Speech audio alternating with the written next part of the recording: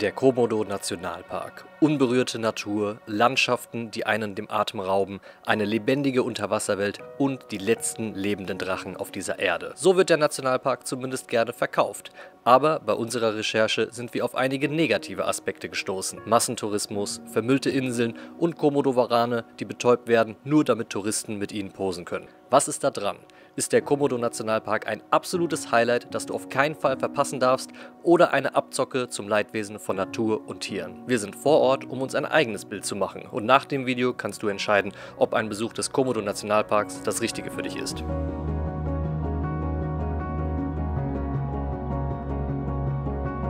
Selamat pagi und guten Morgen aus Indonesien, genauer gesagt hier aus Labuan Bajo, einer Stadt an der Westküste von der Insel Flores, die als Ausgangsort für die Touren in den Komodo-Nationalpark gilt. Hier gibt es auch einen Flughafen. Ihr könnt beispielsweise von Bali oder Jakarta aus hierher fliegen, und hier dreht sich wirklich alles um die Touren in den Komodo-Nationalpark. Also wenn ihr die Straße hier entlang lauft, dann gibt es unendlich viele Touristenbüros, die aber mehr oder weniger alle das Gleiche anbieten. Aber dadurch, dass der Komodo-Nationalpark auf verschiedenen Inseln hier liegt, müsst ihr immer mit dem Boot fahren, und da gibt es beispielsweise eine Tagestour mit dem Slowboat, aber auch mit dem Speedboot oder auch Touren mit Übernachtung, beispielsweise für 2 oder auch für 3 Tage. Und wir haben uns nach langem Hin und Her jetzt für einen Daytrip entschieden, und wir sind mal gespannt, ob das die richtige Entscheidung sein wird. Wir sehen es morgen. Morning. First of all, I would say welcome to our speedboat. I am Raditya. I will be your guide for today. First spot today, that is Padar Island.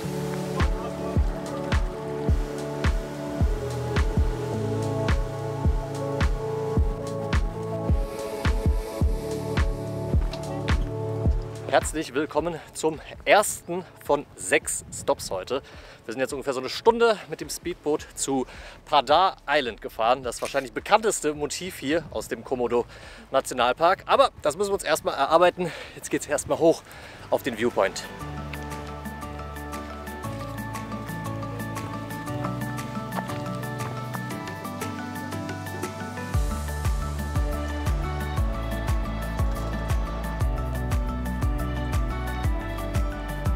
Made it to the top. Einmal komplett durchgeschwitzt. Das ist krass heiß. Ich glaube, ich war morgens um 8:30 noch nie so in Schweiß gebadet. Aber die Aussicht ist echt cool, und die Insel ist auch noch relativ grün. Wir haben jetzt Anfang der Trockenzeit, wir sind im Mai hier. Und desto länger die Trockenzeit geht, desto trockener wird es natürlich auch. Dann wird es hier alles so richtig dürr, und aktuell ist es noch so ein kleines bisschen grün. Aber ich glaube, von unten hat man teilweise eine schönere Aussicht auf die Insel gehabt. Deswegen gehen wir noch mal ein kleines Stück runter. Wir haben übrigens 1 Stunde 20 hier Zeit, in der wir uns hier frei bewegen können. Von hier sieht es auch noch mal richtig cool aus. Ja, hier sieht man jetzt so richtig die Form der Insel. Und das Besondere ist ja, dass man hier auf 3 Strände guckt, die unterschiedliche Farben haben. Einmal schwarz, einmal weiß und einmal Pink Beach. Und der Pink Beach ist auch der nächste Stop von unserer Tour.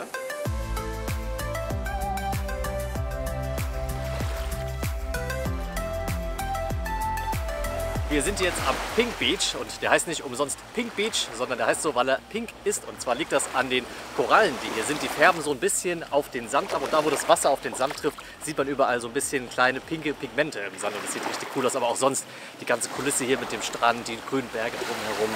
Und eine frische Kokosnuss mit dazu, also sehr cool. Und ich glaube, der nächste Stop, das ist das, warum man in erster Linie hierher kommt. Da geht es zu den Komodo Dragons. Welcome to Komodo National Park, especially Komodo Village. You guys say you take medium trek, 1.5 kilometer. Spend the time 1 hour.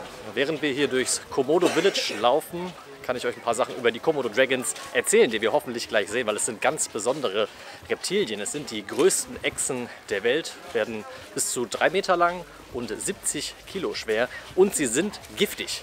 Früher hat man lange gedacht, sie sind giftig, da der Speichel mit Bakterien versetzt ist, aber tatsächlich haben sie im Unterkiefer Giftdrüsen. Komodowarane sind endemisch hier, das heißt, sie leben nur in dieser Region hier auf Rinca, auf Komodo Island, wo wir jetzt gerade sind, auf Teilen von Flores und noch 2 anderen kleinen Inseln hier.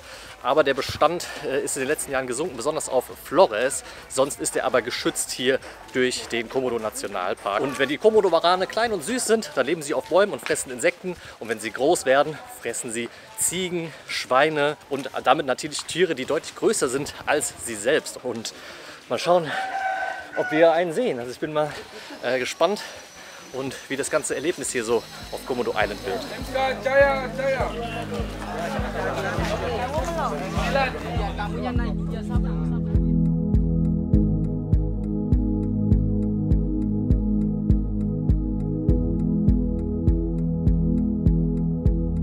Unsere Wanderung haben wir relativ schnell unterbrochen, weil hier liegen schon 2 Komodo-Warane, hier hinten auch.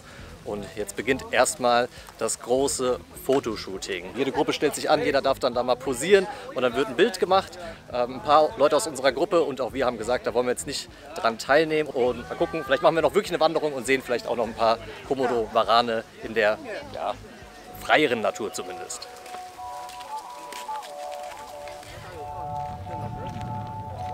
Ich glaube, da vorne, wo sich wieder Menschen versammelt haben, wird wahrscheinlich der nächste Waran liegen. So, die Guides sind nicht nur Experten für Tiere, sondern auch Experten für Fotografen und geben mir fleißig Instruktionen, wie man hier am besten mit dem Komodo-Waran posiert. You won't take picture more, guys. This is the last point for Sea Dragon. Unsere Wanderung ist auch schneller vorbei als gedacht. Es gibt 3 verschiedene Trails und wir hatten eigentlich den mittellangen, so 1,5 Kilometer, irgendwie eine Stunde. Aber unser Guide meinte jetzt, ja, haben wir 3 Komodo-Warane gesehen, 2 am Eingang und jetzt hier noch einer am Wegesrand. Das reicht ja, wir können ins Mittagessen gehen. Wir hatten irgendwie gehofft, dass wir noch ein bisschen weiterlaufen, weil es auch einfach sehr schön hier ist. Und dass wir dann vielleicht auch irgendwie noch mal so ein bisschen, ja, ich sag mal, in freierer Natur vielleicht einsehnen. Aber na gut, wir haben auch mal hier ein bisschen nachgefragt. Ganz so natürlich kam uns das nicht vor, was darauf geantwortet wurde und was wir sonst so recherchiert haben im Internet. Das teilen wir am Ende, unsere Einschätzung und unsere Meinung dazu. Aber jetzt nehmen wir die Tour erstmal so mit, wie sie ist. Und das heißt, jetzt gibt es erstmal Mittagessen. Wir haben vegetarisch bestellt, haben wir auch bekommen. Ja, das hat schon mal geklappt und ich würde sagen, wir gucken mal rein. Okay, Surprise. Oh ja, das sieht gut aus. Wir haben Reis, wir haben ein paar Pommes, Gemüse, Tofu, Tempeh und Omelette. Nice, ich habe auch Hunger. Salamat makan, guten Appetit. Guten Appetit.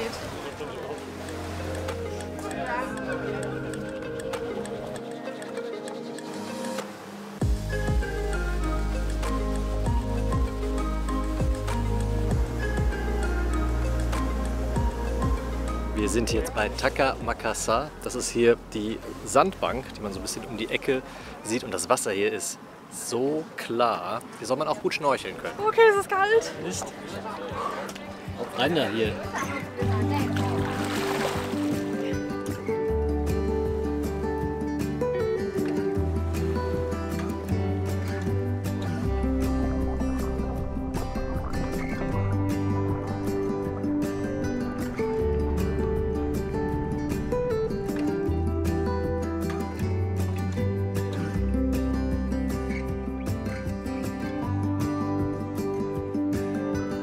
Auf dem Weg hier zur Sandbank habe ich sogar einen kleinen Babyshark gesehen. Ich habe aber kein Schnorchel-Equipment dabei, weil das machen wir gleich nochmal, da soll es noch besser sein. Aber wie krass, dass man es auch ohne Schnorchel sieht. Ja, einfach also so.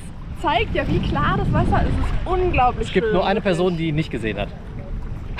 Alle so, hast du den Babyshark gesehen? Alle so, ja, oha, voll cool und so. Nö, gar nichts gesehen. Ja, aber es ist auch sehr, sehr schön hier. Das Wasser ist einfach so krass von der Farbe her, überall die Berge drumherum. Klar, man sieht es im Hintergrund, sind einige Boote hier. Aber ihr seht, hier stehen wir jetzt auch gerade ziemlich alleine. Also das ist traumhaft schön hier. Das war gerade so Fische, die gesprungen sind oder so, so richtig hoch. Ich schwöre. ja, nur weil du kein Babyhai gesehen hast, musst du jetzt nicht irgendwelche anderen Sachen erfinden. Oh, da war ein Wal. Wenn euch das Video bis hierhin gefallen hat, dann lasst gerne mal einen Daumen nach oben da, das hilft unserem Kanal immer weiter. Und wenn ihr mehr solcher Videos sehen wollt oder ganz viel rund ums Thema Weltreiseplanung, Länderguides aus den verschiedensten Ländern der Welt, dann abonniert gerne den Kanal. Und jetzt zurück hier aufs Boot und dann geht's zum Manta Point als nächstes. Yes, hoffentlich sehen wir ein paar Manta-Rochen.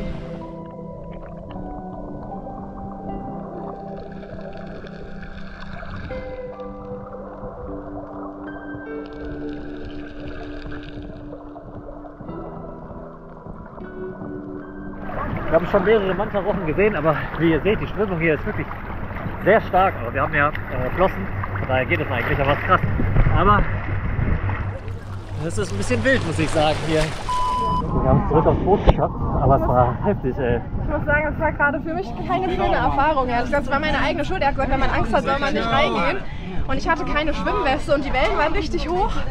Die, wie sagt man, Strömung war stark. Ich habe ein bisschen Angst bekommen. Wir haben uns dann an so einem kleinen Motorboot festgehalten, bis uns das Boot hier eingesammelt hat. Es waren noch ein paar Leute, die hier sagen, oh, das war ein bisschen panisch teilweise. Na gut. Haben es geschafft und wir haben auch ein paar Matterhorn gesehen.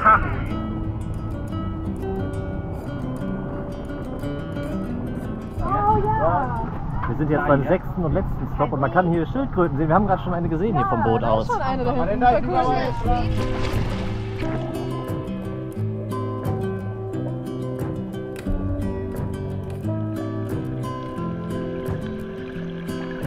Also hier gefällt es mir deutlich besser. Es ist sehr ruhig. Oh. Und wir haben schon zwei Schildkröten gesehen, auch sehr nah und groß. Und ich finde das immer richtig beeindruckend.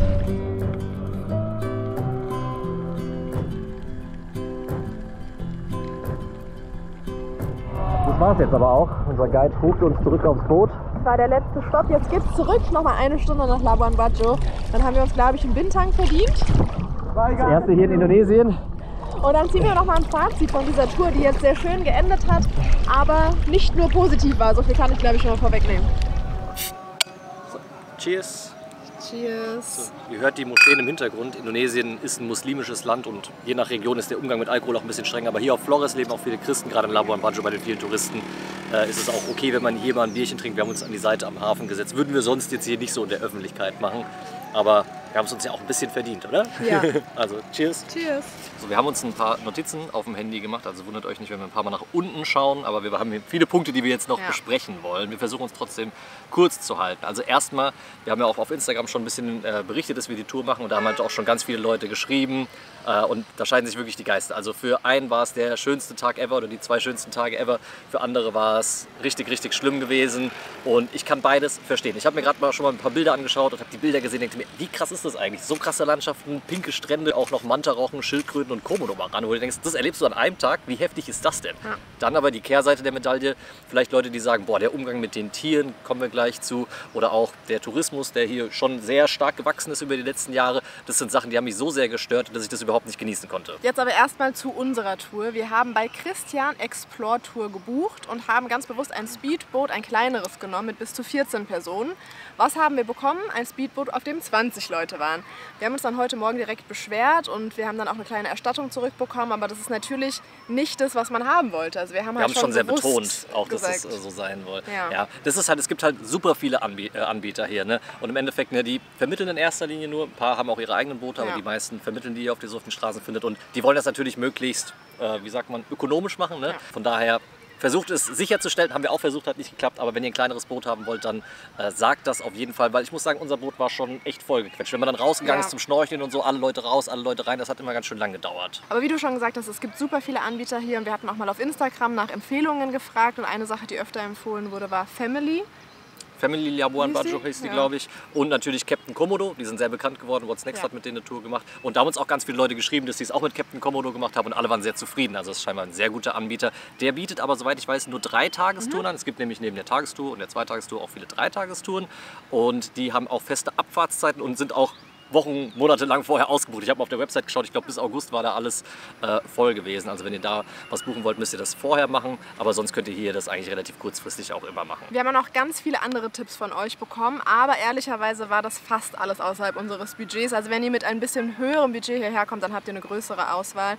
Und wenn ihr schon mal hier wart, dann lasst uns doch gerne mal in den Kommentaren wissen, mit wem ihr die Tour gemacht habt und wie ihr sie fandet. Und wir haben das Ganze auch nicht zum ersten Mal gemacht. Wir waren 2018 schon mal hier, vor 7 Jahren. Und da haben wir eine 2-Tagestour gemacht und das ist eigentlich ganz cool, weil wir jetzt so einen Vergleich haben und wir haben mal so ein paar Vor- und Nachteile aufgeschrieben, haben wir ein paar Sachen notiert. Der Vorteil oder die Vorteile von der Tagestour, einmal ist es günstiger, also wir haben jetzt 80 € inklusive Eintritt gezahlt, den muss man separat zahlen und eine 2-Tagestour kostet ungefähr 135 € mit Eintritt, je nachdem was man bucht. Es gibt geteilte Kabinen, private Kabinen, aber einfach mal, damit ihr so einen Richtwert habt. Bei den günstigeren Anbietern. Bei den günstigeren Anbietern, genau, bei diesen Open Tours nennen die das, sind diese, ja, wo man einfach kurzfristig noch mit reinhüpfen kann. Genau. Und ein weiterer Vorteil der Speedboot Tour ist, man ist deutlich weniger lang auf dem Wasser. Wir haben so viele viele andere Boote eingeholt, weil diese Mehrtagestouren sind immer mit einem Slowboot. Und also so ein Speedboot ist bestimmt 4-mal so schnell. Also die waren echt zügig unterwegs. Und man sieht trotzdem die meisten der Highlights. Also Padar Island, Manta Point, Pink Beach und natürlich Komodo. Das heißt, wenn man irgendwie nur diese Sachen sehen will und wenig Zeit hat und nicht so viel Geld ausgeben will, dann ist, glaube ich, ein Daytrip ganz cool. Aber er hat auch ein paar Nachteile. Ein Nachteil ist, es ist einfach ein kleineres Boot, egal ob das jetzt 14 oder 20 sind, man hat einfach nur ein Boot, wo die Leute drin sitzen, und bei so einem Slowboot hat man halt die Möglichkeit, hat man meistens 2 Decks, man hat vielleicht noch eine eigene Kabine, man kann da ein bisschen stehen, rumlaufen und so weiter. Chilliger, ja, es ist einfach so ein bisschen Boot-Life. Genau, es ist einfach so ein bisschen entspannter, und so war es halt quasi einfach nur sitzen. Und man sieht bei einer Eintagestour keinen Sonnenaufgang und keinen Sonnenuntergang. Deswegen unser Tipp, entweder macht ihr oder könnt ihr noch eine Tour zum Sonnenuntergang hier machen, einfach separat außerhalb vom Komodo Nationalpark, oder hier in der Nähe von Labuan Bajo ist der Bukit Silvia. Das ist so ein Viewpoint, da sind wir vor ein paar Tagen mit dem Roller hingefahren. Da sieht man auch einen tollen Sonnenuntergang. Dann ist es so, wenn ihr eine Eintagestour macht, dass es relativ voll ist an den einzelnen Spots, weil einfach alle Anbieter genau die gleiche Itinerary machen, in genau der gleichen Reihenfolge. Ehrlicherweise gilt das aber auch, wenn ihr eine Zweitagestour macht, weil alles, was wir so herausgefunden haben, machen die eigentlich auch das Gleiche. Es gibt vereinzelt Ausnahmen. Ja, aber nimmt sich jetzt nicht viel. Und es hat sich für uns ehrlicherweise mit dem Speedboot ein bisschen so angefühlt wie so eine Hop-on, Hop-off-Bus-Tour. Also das Boot war wirklich nur das Transportmittel, um möglichst schnell irgendwo hinzukommen. Dann ist man raus, dann ist man wieder rein, weiter, raus, wieder rein, weiter. Und das ist natürlich, wenn man eine Übernachtung auf dem Boot hat, alles ein bisschen entspannter. Und der unserer Meinung nach größte Nachteil an der Tagestour ist, man hat relativ wenig Zeit an den einzelnen Spots. Ja. Also es fühlt sich schon relativ gerusht an. Neben den Tagestouren und den Zweitagestouren gibt es auch längere Touren, zum Beispiel 3 Tage oder sogar 4 Tage. Da fahren die Boote dann bis nach Lombok. Es gibt auch spezielle Tauchgänge, also wo man dann irgendwie oft tauchen geht.